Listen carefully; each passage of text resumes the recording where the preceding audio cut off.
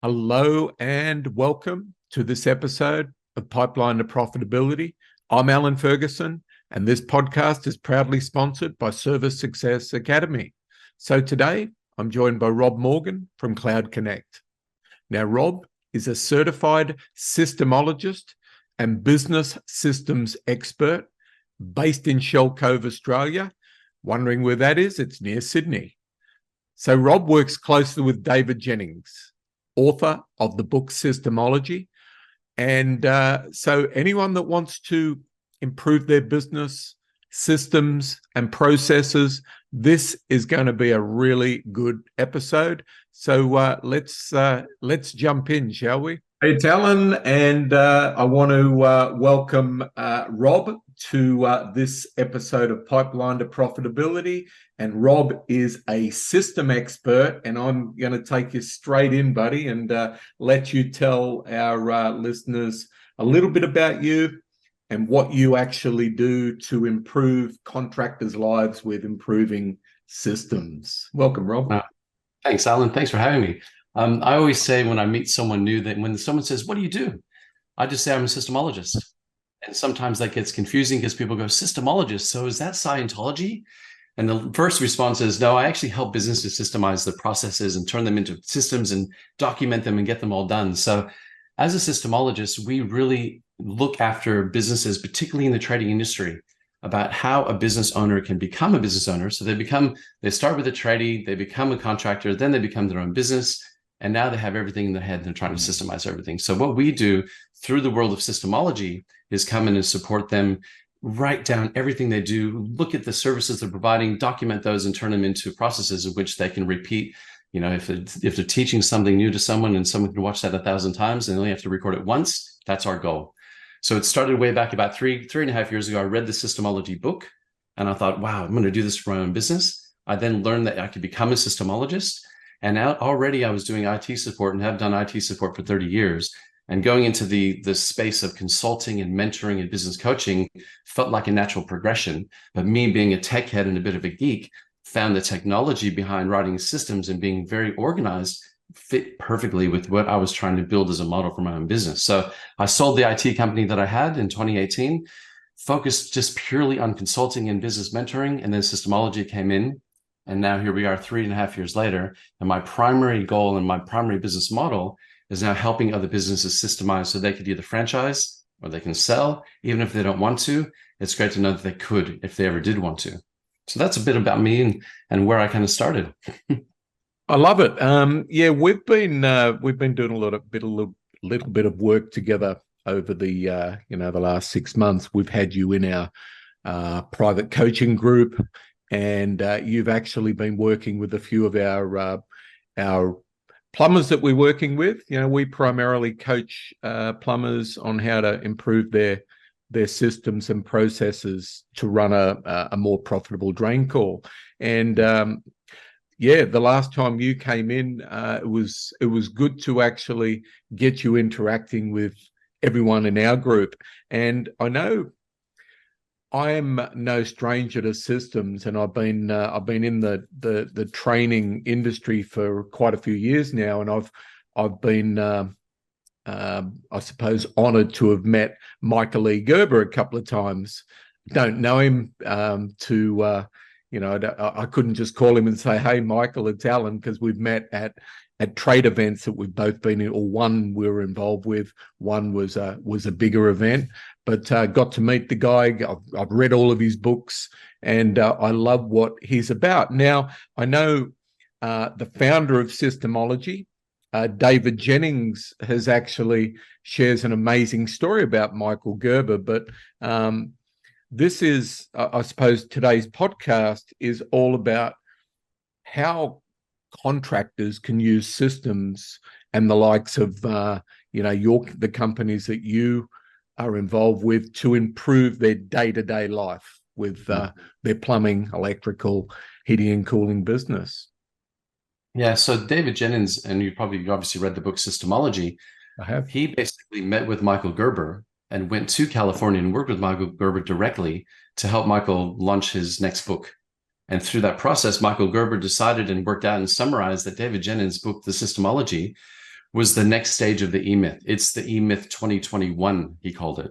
And so the extension of that mindset, of the E-Myth mindset, followed under the same presence of, working more on your business than working in your business. So that evolved into the point now where when you're looking at systemology, there's a 7-step platform in which you do it. There's steps to do it. That obviously is because in order to create systems for your own business, there needs to be a system for that. And it's kind of that rabbit hole that we talk about that, oh, I'm doing that more than once. We should probably document that. Ooh, that sounds like a system. That's a process that we should capture. So it evolves from that point, and particularly in the trading industry, where again, most of the tradies that we know are out on site.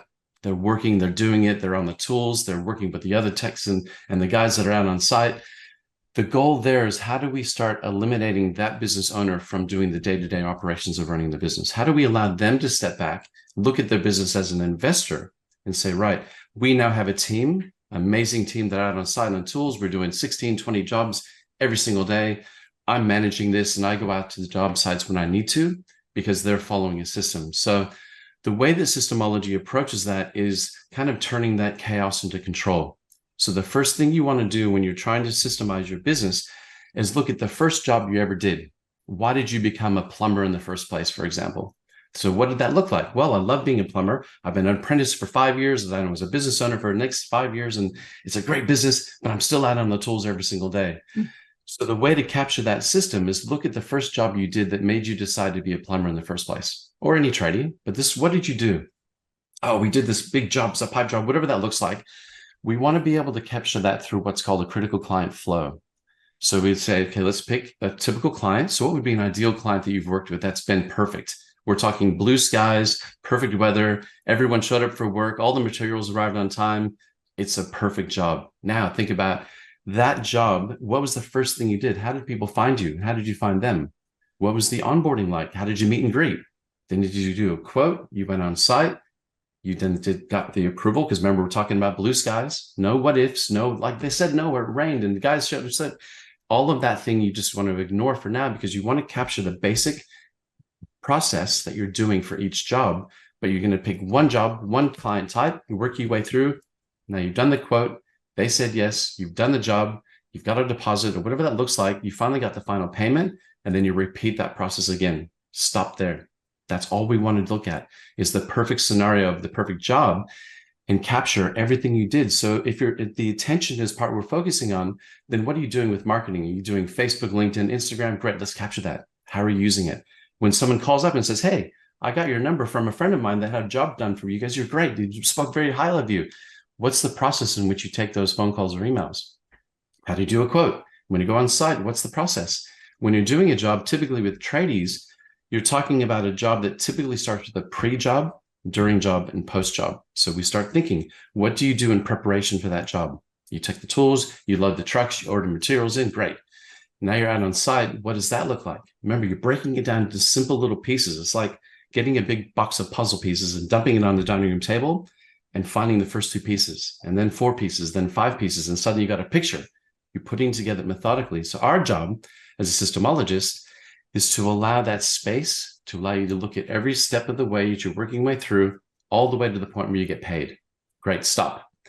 You've done all of that. You've captured all of those processes. You've recorded it. And simply in the technology of today, it's great because I can meet with you on Zoom and say, all right, today we're going to meet with your bookkeeper and we're going to talk about how do you add a contact in Xero. Great, let's go through it. We record it. Great. What's the next step? We do an invoice. Great. This step, we're going to talk about how do you do an invoice or create an invoice in Xero. We've already created the contact. The next flow is obviously going to do an invoice. We've documented it. And again, through technology, we can record someone doing a screen share on Xero, doing that process and talking through it. And then we record that and use that video recording and what they're saying, turn that transcript into a standard operating procedure and get it into a platform where where all your systems sit in. All right. And then you move on to the next one. Right. Now let's talk about the next job that you do. It might be a bit more complex, but you realize the 80-20 rule sets in. Hey, 80% of the stuff we did for easy job number 1 is the same thing we're doing for more complex job number 2. Beautiful. So we're only going to capture the 20% of the things that are slightly different. Are you doing residential? Is it commercial? Is it NDIS? Is it strata? Is it council work? But basically you realize that the marketing's the same, the sales and quoting side of it's the same, the finance side of it's the same. It's purely the operational component that's slightly different. Let's capture that. Suddenly you're duplicating your processes over and over again to the point where you're only focusing now on the operational component of what's the difference between doing that type of job and this type of job. That's how you capture your systems. That's how you record it. And that's how you document it. Again, keeping it super simple. So our job as a systemologist to use the 7-step approach, the critical client flow, move that into, so you're defining the product, you're defining the service that you're working through. You then assign it to which departments would each one of those processes go to. So that looks like finance, that looks like marketing, that's operational for sure, that's sales. Cool. Let's look at the first 4 main departments in your business. Now we want to look at who is the knowledgeable worker. So who in your business knows most about your marketing? Oh, that's so-and-so. Right, let's bring them in. Great. What about the operational component? Well, that's Mike. Mike comes in and he manages all the jobs on site. Great. Let's get Mike to come in and talk about his process that he does and bring the culture in. So everyone's not thinking, oh, wow, why do they want to know everything I'm doing? Instead, we want to help you, the business owner, grow and scale your business by contributing to the knowledge that we have around that process. And we want to help you and support you build that system in place so everything's documented. Once you identify the knowledgeable worker, you then record it. And then you get it into your systems platform. In this case, we might use System Hub, which is a Systemology product. So you bring that in, you've identified it. Now the next bit is, how do we get the team when they say, how do we actually do that part of that job? Instead of going to that person and asking, and they have to repeat it 1,000 times, they simply go to their systems platform and they go to the right service under the right department and find that process and they read through it and they understand it. Then you can turn those into learning tracks. When you're onboarding someone new, they can simply go to that platform. This is their role. They read through how to do that process. It's all been recorded. And then they go, boop, I understand it now. I'm now ready to take on that role. So I've met with so many business clients, particularly tradies, who are like, I just want to process everything and record everything. It's like, let's just start with the first puzzle piece. We methodically work our way through, and I'll see you next week. And I'll see you the following week. And I'll see you the following week after that. And every Wednesday for an hour and a half, we're going to spend on your systems. And I'm going to show up to everyone and I'll be accountable. And I'm going to help and guide you through that process. So the systemology approach, I always like to think of it as turning spaghetti bolognese into beautiful lasagna, right? Because we're turning all that mishmash of information and we're layering it out nice and easy so that it gets easier and easier and easier. And then that 80-20 rule sets in. And you're realizing, hey, we just now have the freedom to be more creative because we've given the business owner the space to breathe, to introduce new services and new products within their business. And that's how they scale and that's how they grow, because they know they've documented everything else. Hey, we're just going to follow the same system, create a new service, document it, and then move on to the next one. So that's where systemology really sets itself differently than just going, this is a great program, let's start documenting everything we do. Right, I can guarantee it lasts for about a week. So that's where we fit in. Sorry. I just wanted to, I suppose, go back to a few things that you touched on. Now, I've been saying this for years. The 80-20 approach is because most businesses have got a lot of stuff going on, and besides locking the key people down to actually build the systems, you make that easier. I know that, but I'm thinking about, the tradies we deal with, plumbers, electricians they're out there. They're just doing it, as Michael Gerber always says. So I'd like to use some examples of how you've made it easier for the contractor to do this, because that's, what I've found is most of the companies I work with just never get around to doing this. And I know if we can find a way to hold them accountable and get them to do this stuff and make it easier for them, it's going to make their life easier in the long run, right? Yeah, absolutely. And this is where we need to be flexible. Like, we're business owners as well. So we need to say, we understand that most tradies start at 7 a.m., right? That's the normal cycle of any trade. So what we try to do is first identify who the knowledgeable worker is. So we're removing the business owner from that, because the business owner is the bottleneck. Right? We know that. We want to encourage them to say, who else within your company could support you on that process? We don't need the business owner for every extraction. We need to invite the other teams in. And yes, because we're a global company, we can say to some of the tradies that we work with, are saying, can we meet at 6:30 in the morning, Sydney time? It's like, yep, absolutely. Because as a systemologist, and there's systemologists all over the world, we'll use a systemologist from the States, for example, which is 4 o'clock in the afternoon for him. So he's thinking, this is great. This is perfect, right? Meet the tradies that are only available, because if time is a constraint or is an excuse, is availability just something that they're saying they just don't have time for it because they're so busy working in their business? Well, how do we create that freedom and that flexibility to say, we're available to work with you anytime that you're available?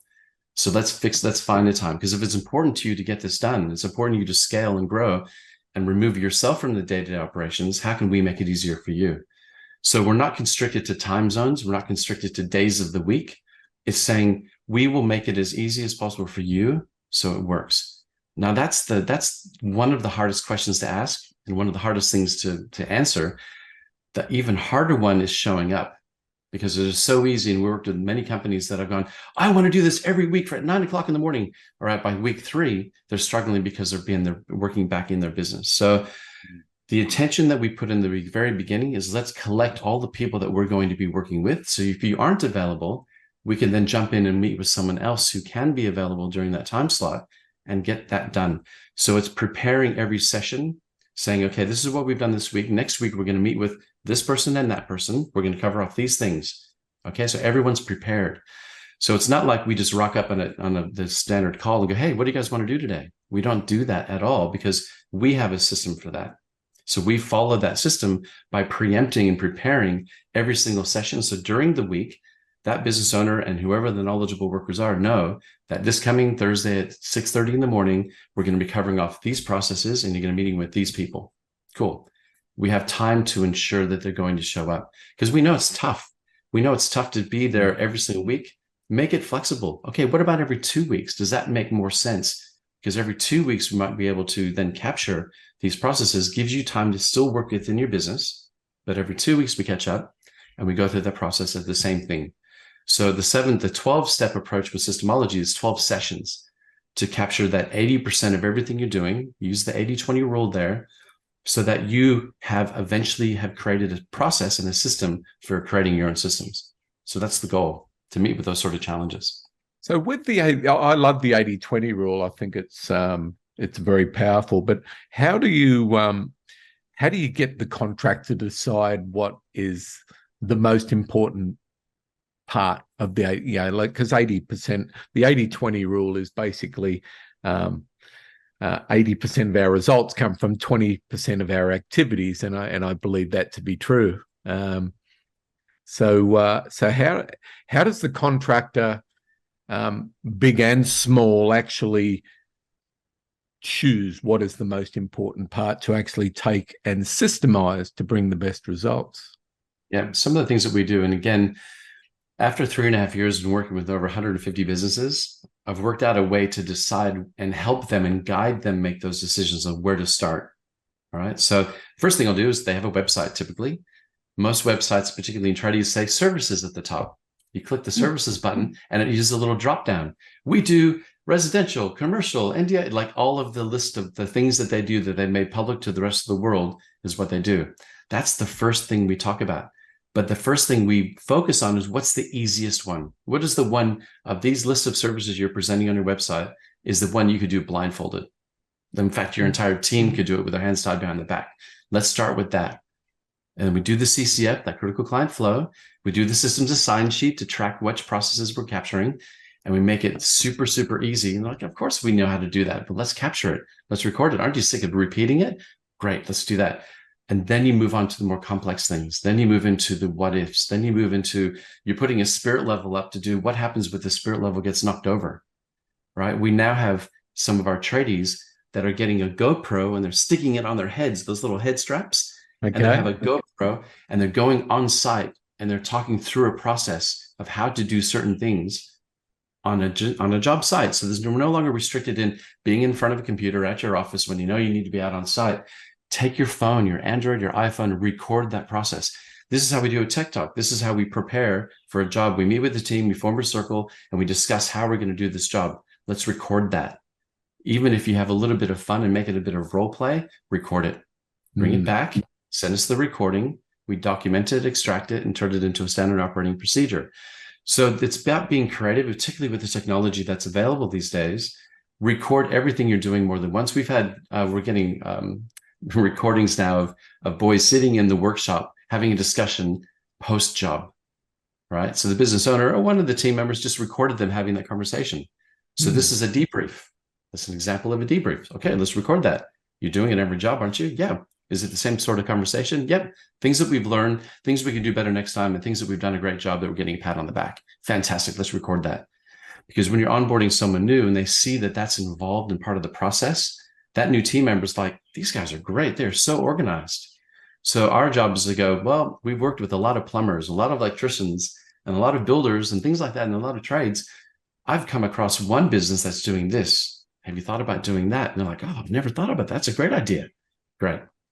So you can be trade or industry specific when it comes to systems. But the beautiful thing about systemology and the systemologists around the world is we're all dealing with different trades every single day. But something you didn't know until you know it. You can't believe you can't live without it, right? That's our job, is to introduce these ideas to say, wouldn't you like to save 10 minutes a day by doing it this way? That's 2 weeks a year. That's a holiday. Oh, that's a good point. Let's try that. Okay, good. Let's do that. And then we'll document it. So it's encouraging them and saying that not everyone's the same. Not everyone's uniquely different either. But there's still the trades that follow the same line of the work that they're doing that we're seeing every single day. Yeah, look, that's one thing I've noticed with, because I work with a large volume of I have worked with a large volume of companies over the years, and no two companies I've ever been in do things exactly the same. So a process like this, using the System Hub platform that's custom made for the business, focusing on, the 20% that delivers the results, is a fantastic idea. So just one more thing, Rob, and so how does the owner, the business owner or the managers, the key stakeholders, ensure that the systems are followed using the systemology processes? So what's some of the things you recommend there? Well, there's two things that actually stand out to create the culture that people just do things. This is the way they do things around here. They go to System Hub and they find out how a process works by looking at which department are we talking about, operations, which job are we talking about, that job, because you list every single job in each department. Right, there it is. Now, the couple of ways to do that is inside System Hub, you have what's called learning tracks. And so learning tracks are saying, right, if we're going to hire an apprentice whose only job is to prepare and clean up and do whatever that job looks like, well, you've already captured the systems over in the system side of it. You captured those systems and bring them over to your learning tracks. Then you say, hello, apprentice, your role is this. These are the learning tracks that we've created from the beautiful processes we captured over here. Read through them, and they click the little agree button. When they've read through it and watched the video and they understand it, they click agree because they've been assigned that task or that learning track. Now, if the client or the apprentice or whoever that is that's looking at that particular process isn't jumping into System Hub and that platform is not there for them easily enough because they're always out on site, we're working with one company that's actually created systems inside System Hub. When you create a system, you can turn it into what's called a landing page or a read-only website of just that process. Now you've got your process, your bullet points, the video, it's embedded. It comes up beautifully on an iPhone, iPad, whatever the device is, the system is there, the process is there.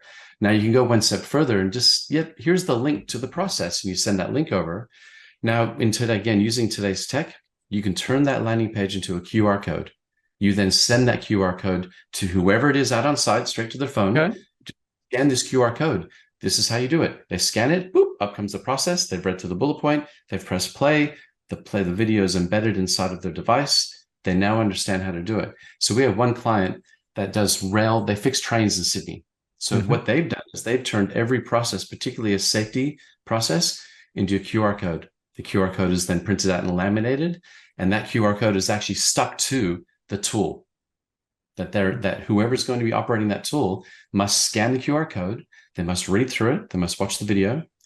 They go, yep, okay, I understand how to use this tool now. They have it on trucks. So before you enter this truck, scan this QR code.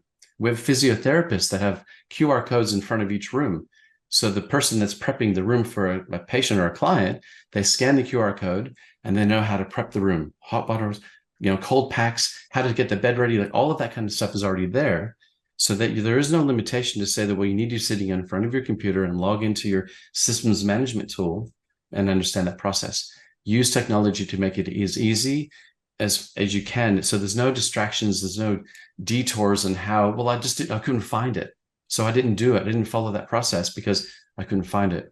Use technology to make it super easy so everyone knows exactly where to go and where to find out how to do a process. So they're not asking everyone repeatedly again and again. So someone's stopping what they're doing to explain something. They simply say, just scan this QR code or click this link.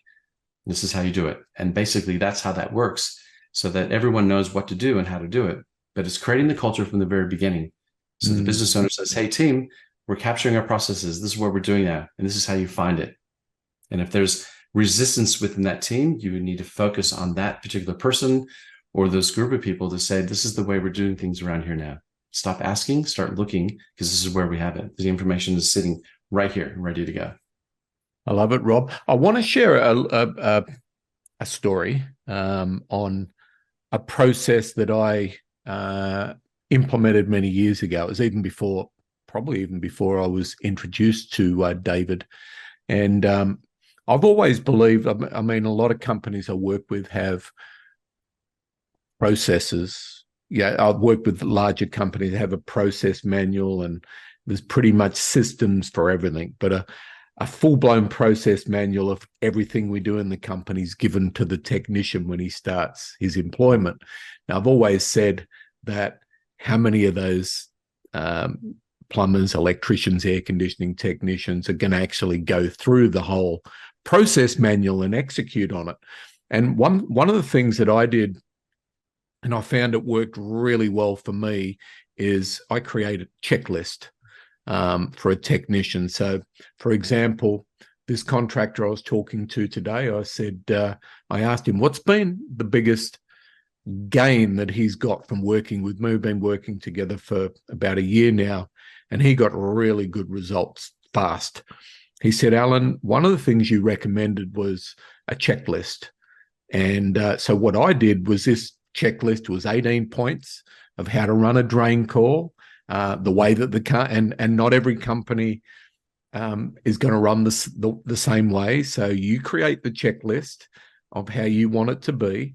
And what I did was, as I said, was before I was introduced to you guys, David, Rob, before I was introduced to, SYSTEMology and David Jenyns, I created the checklist, and I actually recorded the checklist as well. And I shared that with the technicians, because most plumbers, electricians spend a hell of a lot of windshield time, and I believe it's the best opportunity to learn. So anyone that wants a tip, and it's part of your software, is take your process, intensify it into a, not too big a document, just something that a technician can actually read through, then record the thing and let them actually listen to it while they're driving. I don't know what your thoughts are on that, but I'd like to hear how you would do a similar process.